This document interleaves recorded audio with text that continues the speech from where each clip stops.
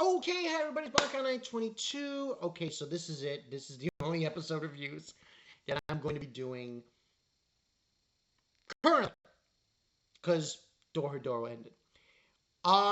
Wistoria, Wand and Sword, season 2. This is episode 8, Teachings of the Witch. So now, what we got in this episode. Now, let me be very blunt about this. As I've stated before, I kind of know what's going to happen. I got kind of spoiled by someone from work of kind of what's going to happen. Now, the thing is, a few things happened in this episode that made me go cross-eyed and say, okay, this is ridiculous. The two I'm talking about is this altercation with Iris. And Iris is basically a watcher. She watches people who... And the thing is that she states that Aaron, Old King, he's the guy who's in charge of the Light faction, he's not completely against it, but he's not for it either with Will. However, if we take a look with a microscope at last week's episode and focus on Zio Reinbold, it's clear he's not saying... What he's saying is this: I want this dude, but he has to prove himself. He has to show his strength of the utmost for him to be chosen. And if Reinbold is saying this, all bets are off. Because let's be honest here.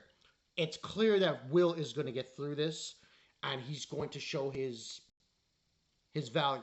Now, as far as Mr. High and Mighty guy who wants to dissect him, yeah. Go jump off a cliff. That's not happening. That's not happening. Because Reinbold is going to come out and say, well, guess what? Go back to the fucking butcher shop, Poindexter. He's coming to my faction. At least that's what I'm insinuating. This confrontation, and like I said, there's a confrontation between Iris and Elfie, and it's kind of like a cat thing, like a cat fight breaking out. And Elfie's the assistant saying, you know, Will Surfer is going to crumble the tower. And the thing is, Iris is stating this to Elfie that, oh, she'll take care of him. Whoa. What are you gonna do? You gonna have him join the Light faction? But like I said, this whole shebang is moot. Because of certain things that are happening. Now, of course, Mr. Four-Eyed Douche Nozzle, who we saw in last week's episode, the guy who's in charge of the high, institute, decided to have a scene with him being a complete psycho. We see him butchering a monster, and he's like, next I'll do Will Surfer with Reese. I'm like, dude, well, that's not happening. But we see him. I'm talking about Harlan. This guy's a douche. He needs to be killed. He needs to be... someone needs to burn him alive. Like just kill him. Jesus. We see him butchering this thing. And what ends up happening is, in the beginning of the episode, Will and Julius are training. The training doesn't go anywhere for Will's sake. Julius leaves, and it was also realized that this was kind of like a Julius kind of episode also, which is kind of interesting, because I didn't think we were going to get this. Sympathy for Julius, because of how he treated Will all of season one. And then all of a sudden we find out, oh, wait a minute. He has a maid who took care of him, who said, you're very kind. Now, supposedly this maid gets married off, I think, and that he decided then to be a douchebag. So, what happening is he leaves, and of course, Harlan let's be honest here, he's a sore loser. That is what he is. He is a bona fide sore loser. He does not want anyone. He does not want Will to go to the factions because he wants to dissect him like a lab rat. It's ridiculous. Anyway, moving on. He sends these 3 douche nozzles and a bunch of other douche nozzles who are high mages to attack Will and Julius. We don't see Will's fight, which is kind of weird. But he basically tells Julius that these guys came after him. He comes and saves Julius because Julius doesn't have that much magic power. And when it seems like they're going to attack again, here comes these flames that are circling around. And we get properly introduced to the witch that we saw last week. Now, is her name here? Now, for better for worse, I don't think this is Cauldron, the headmaster of the academy, because it just seems very weird that they would do this kind of switcheroo kind of situation in regards to this whole business. But she's basically Claire's mentor.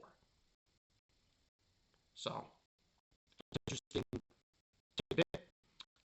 Her name's not here, unfortunately. I think I forgot how specific. It was Sheridan? I apologize. The name will lose me. Anyway, we get a title of her name and everything. And what we also find out, like I said, she's the mentor of Claire. And she has been given reign in this tower, in this specific area in the tower of the first level, to use this room from Claire. We also find out she was approached by Elfie. So yeah, sorry Harlan, you're screwed. You ain't getting shit.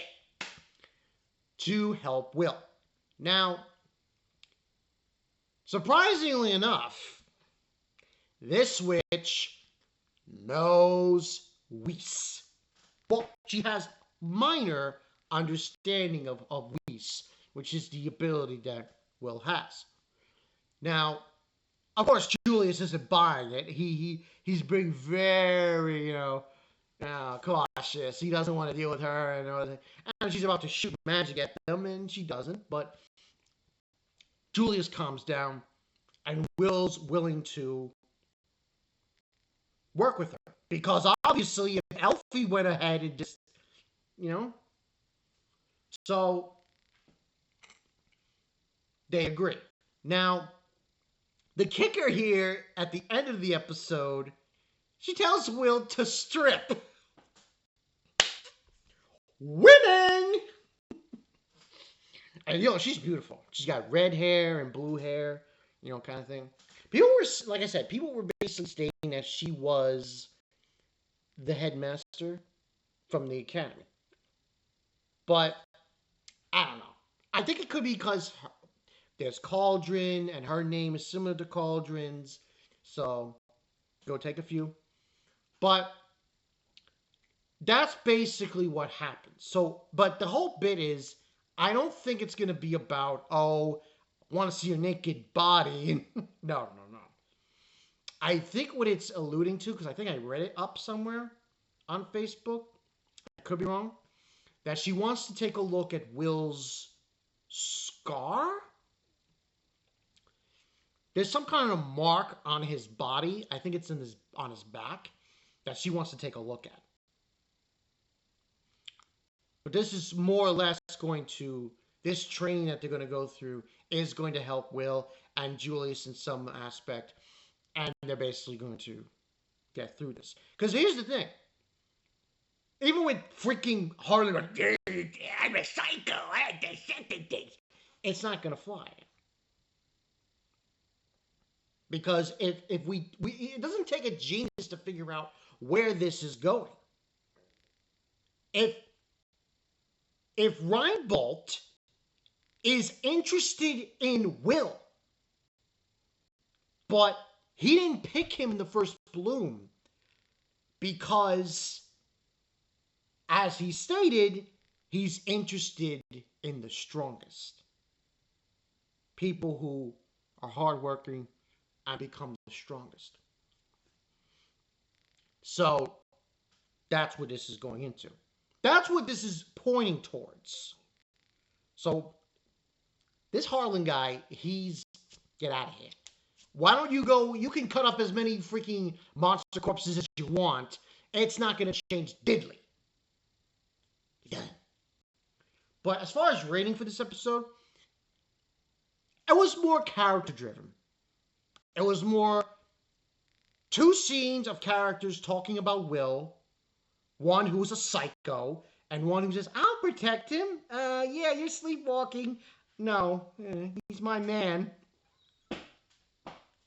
It's funny.